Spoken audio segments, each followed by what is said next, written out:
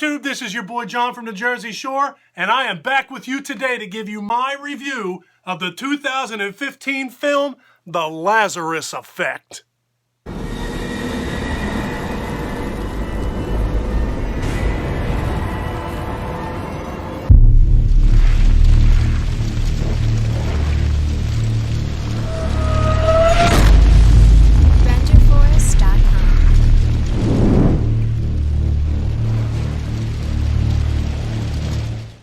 If you're already a subscriber to my channel, welcome back. It's good to see you again. If you're not already subscribed to my channel, come on, get it out of the way. Click the subscribe button, ring the bell, join the family. The Lazarus Effect was written by Luke Dawson and Jeremy Slater. It was directed by David Gelb and starring Olivia Wilde, Mark Duplass, and Evan Peters. You know Evan Peters. He's the blonde-haired dude that's in every single season of American Horror Story. So our story begins with a group of researchers for a university secretly creating a serum to basically bring the dead back to life. They get a hold of a dog that has recently passed away, and they start to do testing on this dog. They're kind of using him as their experimental guinea pig. So they're injecting this serum into this dog. And on a side note, the dog is known to, they observe that this dog has like severe cataracts in both of his eyes, and they're assuming that he was blind completely, which is why they put this dog down in the first place. So they inject this serum into this dog, and they initially think that maybe their serum doesn't work, that it's a failure. But just a matter of seconds later, this dog springs back to life. He seems as normal as could be. At first. But then slowly the dog starts to act very strange. He doesn't seem to sleep. He doesn't want to eat. There's one scene where they show overnight Olivia Wilde's character Zoe is laying in bed asleep, and the dog crawls up on the bed with her and is just looking her in the face, and he's very aggressive. So the dog is not what they initially seemed. He's not the normal dog that he once was. So as researchers, naturally, they start to run like a whole gamut of tests on this dog, and they notice that he's having very, unbelievably rapid neurological changes. So eventually the university finds out what these guys have been doing. They send a team into the laboratory that just goes in through the door, takes everybody's credentials away, confiscates everything that these guys have worked so hard on for 4 years, and just shuts the whole thing down. So the next thing you see is all of our researchers are sitting together, kind of having a little powwow at just what just took place. They're obviously upset. This is 4 years of their lives that they feel like they've wasted. But then they get the idea that maybe they can sneak back into the laboratory and recreate what they did before. After all of our researchers are in this room, back in the laboratory, they have another dead dog. They have the dog up on the table. They get the dog all prepped for whatever it is that they're going to do to this dog like they did to the last dog. And everything's ready to go. And they have Olivia Wilde's character, Zoe, throw a switch. Zoe, she's been electrocuted. When she throws that switch, she gets electrocuted. She falls to the floor. When the lights come back on, they run over to her and she is dead.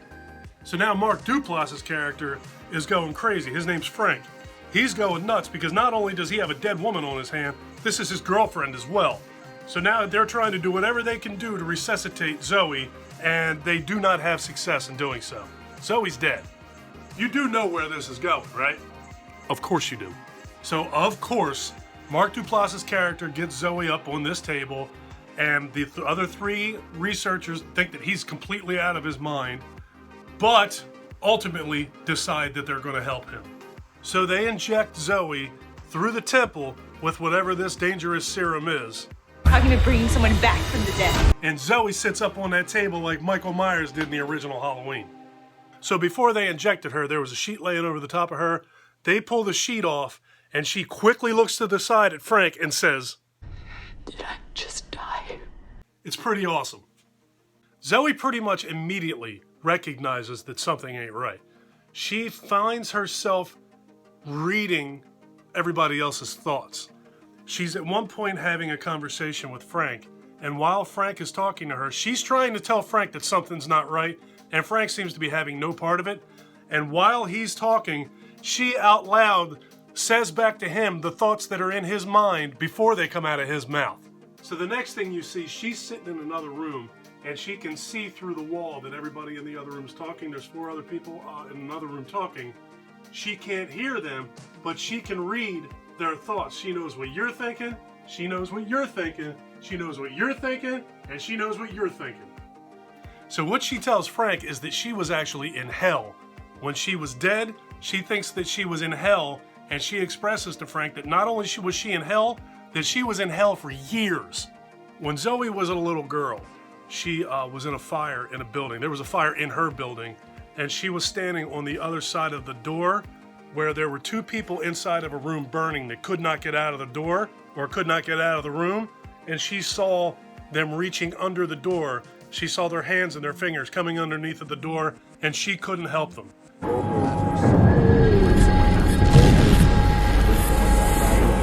So for her, that was hell. That was the worst experience that she ever had in her life. And she expresses to Frank that that is what hell is. Hell is actually the worst memory that you ever have in your life, and it lasts forever. The memory just keeps going on and keeps repeating itself. And she's telling Frank now that she has been in hell for years, when in all actuality, she was actually only dead for less than an hour. So that's that. I'm not going to tell you anything else about this movie or how it ends. I thought this movie was pretty good.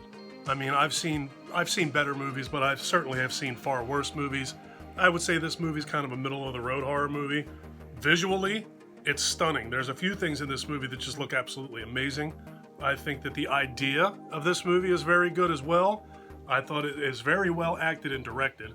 I think Olivia Wilde does a very good job, and I'm a big fan of Mark Duplass. If anybody's out there has ever seen Creep or Creep 2 on Netflix, if you haven't seen those movies, check them out. They're outstanding. If you have seen those movies, you know exactly what I'm talking about. Creep was exactly that. It was creepy. But back to this movie, I thought it was good. I would say to definitely give it a shot. It's worth a watch. Evan Peters, from American Horror Story fame, he's in it. I saw this movie years ago when it first came out, and I actually forgot that Evan Peters was in it, but he's in there, like Olivia Wilde, Mark Duplass. It's good. It's a really good movie, and I say give it a shot. So all in all, I wouldn't say that it's a great movie, but it's a good movie. Give The Lazarus Effect a shot. All right, folks, that's going to do it for my review of The Lazarus Effect. If you like this video, please give me a thumbs up. If you really like this video, do me a favor. Click that subscribe button, ring that bell, and go on this journey with me.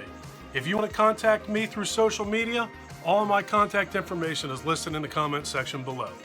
Take care of yourself, take care of each other, have a kick-ass day, and thank you for watching.